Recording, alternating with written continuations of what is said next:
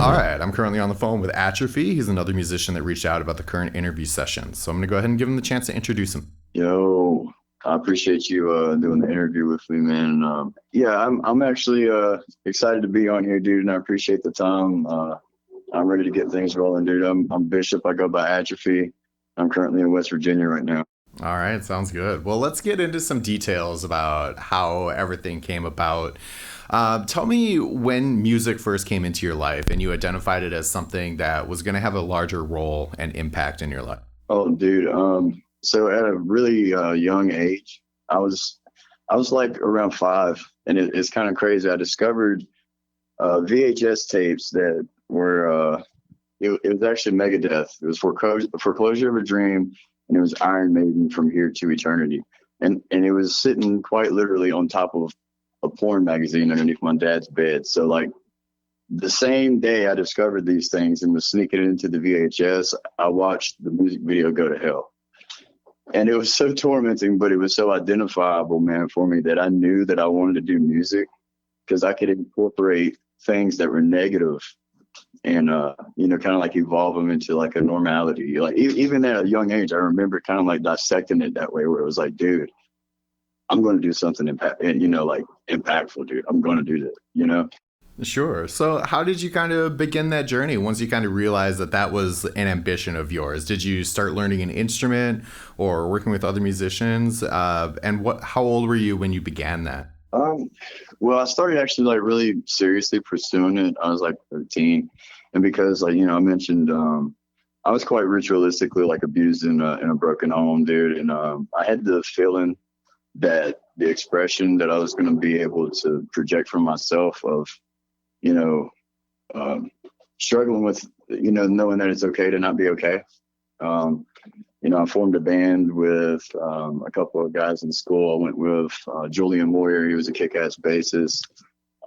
Miguel Bahina, and a few guys like that. We ended up with the suicide prevention group, and it was called Self Tragic. And it kind of like evolved off of a lot of grunge and System of a Down kind of things. Um, but yeah, I just wanted to kind of like I really wanted to pursue it. You know, I wanted to capture and embody what I was seeing in those music videos.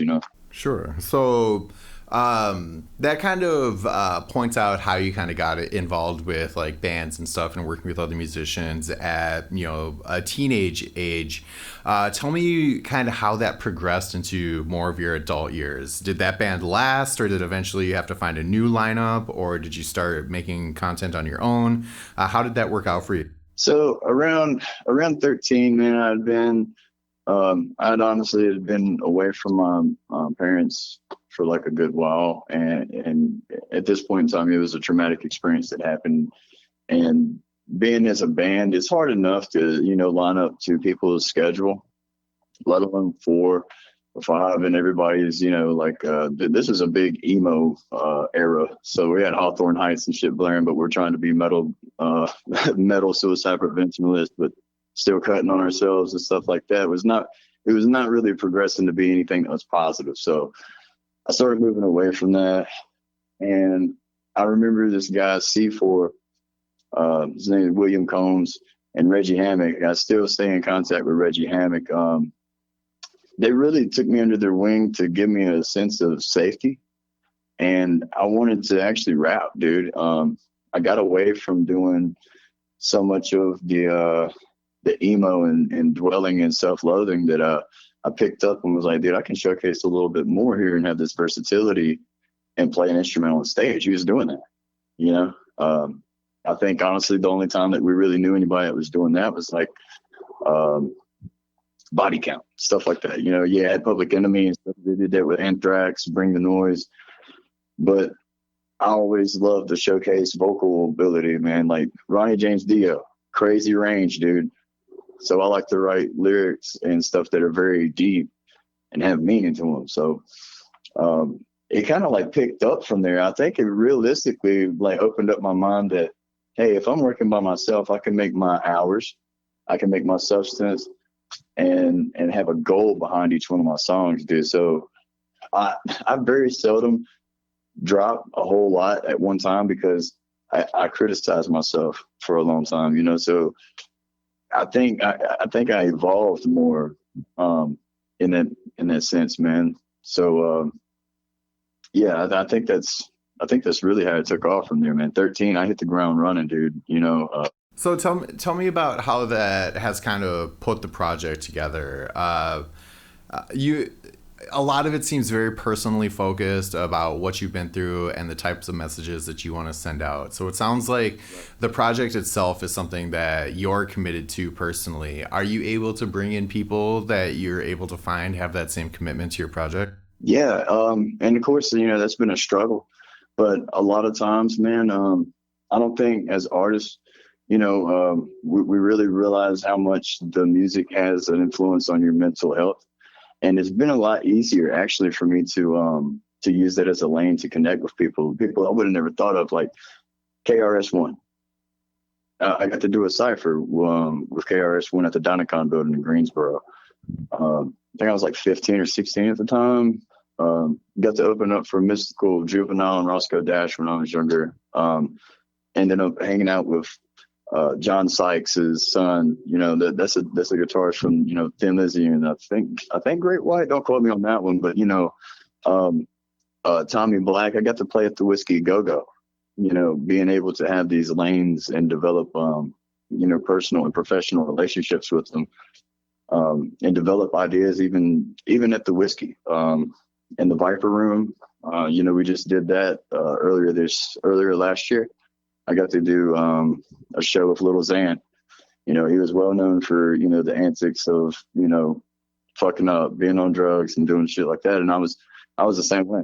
So identifying with these artists, it really developed a lot further than I really could have imagined. And I can touch more on that with you in a little while. Yeah, that's awesome. So, before we go into talking about, you know, how the events have impacted your life, tell me about where you kind of see this project going. What do you see for yourself and for your future tied into this project?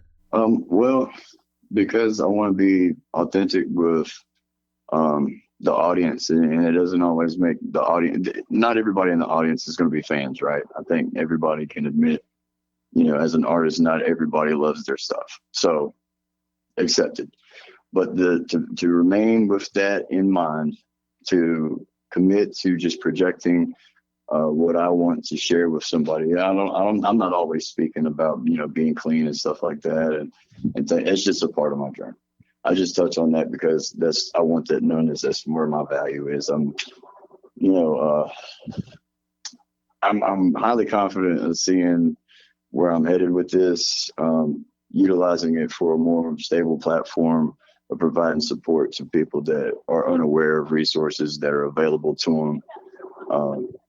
You know, as a right in some cases, you know, and plugging people in with colleges, helping them figure out, you know, how I'm actually helping people fill out like financial aid, getting them plugged in with different schools that they want to go to obtain certifications and get, you know, tech kits, guitars, different things like that. And like people are unaware because, you know, we limit ourselves for so long because we only know what we're exposed to. And unfortunately, a lot of the younger generation only knows what is swiped to the left. You know what I mean? So I'm highly confident in what I have to bring to the table. It's going to evolve into something way bigger than what we're going to be able to touch on. Yeah, that's great. And having like a community focus like that, that's, you know, that's kind of exactly where underground musicians need to be is, you know, giving back to the community. Yeah, man, you're not going to get support from somebody that you don't support. You know, it doesn't mean you have to go over to, you know, you don't have to do everything for everybody, and it doesn't have to be 24/7. It's just, you know, it's hard enough for somebody to get guitar strings, much less an Ibanez. You know what I mean? So allowing people to know, you know, there's public libraries that actually have studios that are available for some people to come and actually record for free, bro. I'm actually just now learning this myself. Yeah, that's awesome. A lot of libraries, like you mentioned, they'll have those recording studios, and they'll also have somebody on staff that can guide people to, you know, help record themselves as well. You're absolutely right. Oh yeah, I mean, dude, the library would love nothing more than to see a group of like-minded individuals, or even, you know, different-minded individuals, with the same goal in mind, coming together to utilize that. Books still exist, Right. All right. Well, so tell me a couple events that have happened to you that really kind of keep you motivated to keep on this path and, keep focused on music. Have you ever heard of X-Rated? I'm going to say no. Okay. So I ended up dropping a major track in my life, and it's called Last House on the Left. Super proud of the track. This was a monumental moment for my career to me because I'm 34 and I was standing in my mom's room and was tattooing the Snake and the Bat logo from Tech Nine's Strange Music, right, on me. Now that's a big commitment at a young age, you know what I'm saying? And I remember just saying, like, man, I'm going to make music with these guys. Well, I ended up releasing this track with X-Rated, and it was just like, whoa, this is crazy. Now, this was an investment, and this was something that, when it was released, we didn't get the response that we could have, and things kind of just fell off from them. And I think, like, because I don't want to seem like I'm throwing dirt or shade in any way. It's just like, if you spend a certain amount or invest in a certain product and then you lose communication with the client that you're working with, and you don't get follow-ups or updates, it can kind of like, it can kind of taint how you look at somebody that you have been following for 21 years. You know what I'm saying? Like, you really supported for a long time, that drives you to make music. It kind of hurts you and it taints how you feel. So I didn't hold it very personal. It took me a while. I was hurt, but realistically, I said that and brought that up because it has motivated me to do better. It has motivated me to, look for things that I can do differently to not allow that to happen again. Awesome. Was there any other memories you wanted to share that are important to you? Yeah, dude. The Whiskey a Go Go, dude. That was a really cool night that that I got to do. It was a dream venue of mine, and it really put things honestly kind of like in perspective too, though, on how the industry kind of works. And I was really just then getting that taste of, like, seeing your name on a marquee for like a mile down the street. And like I said, and I'm about blind, so being able to even like read my name on there, I was like, oh my god, this is crazy, dude. I just like kept getting hungry and kept getting hungry, and then got the Viper Room after that, dude. It's been fire back to back after that. All right, perfect. Those are some great memories and stories. So where can people follow along in your journey and keep track of you and come see you when you're out? Honestly, the next show, we just got the confirmation and the new flyer for it. The next show, dude, is actually going to be Wu-Tang Clan's Master Killer at the Yucca Tap Room in Arizona. So you're going to be able to find all my music on Spotify, Apple Music, Instagram. You're going to be able to find me on Instagram at official_atrophy. I've got a lot of new material coming out. I've got beat packs that are coming out. I'm waiting to hear back on the submission for doing the Gathering of the Juggalos this year. I'm waiting to hear back from a few other guys to keep the momentum rolling. And yeah, man, I'm stoked, man. I'm stoked for the year. All right, sounds good. So I always like to give the person I'm interviewing the opportunity to put out their last word. So what's a message that you have that you want to share with other people? Oh yeah, don't let somebody else's moment be your circumstance. Feel entitled to have your moment. And if you don't have your moment today, keep going and know that one day you're going to wake up and have that moment. Because life ain't forever, dude. That being said, dude, I've got 3 kids, Royal, Bishops, and Brett.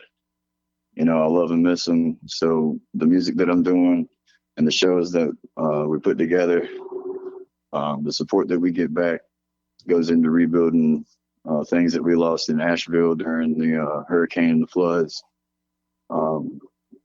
Getting out of the FEMA hotel situation, we really literally lost everything, and just, have stayed persistently humble to rebuild things, man. So, just know you just got to take it one day at a time and stay committed.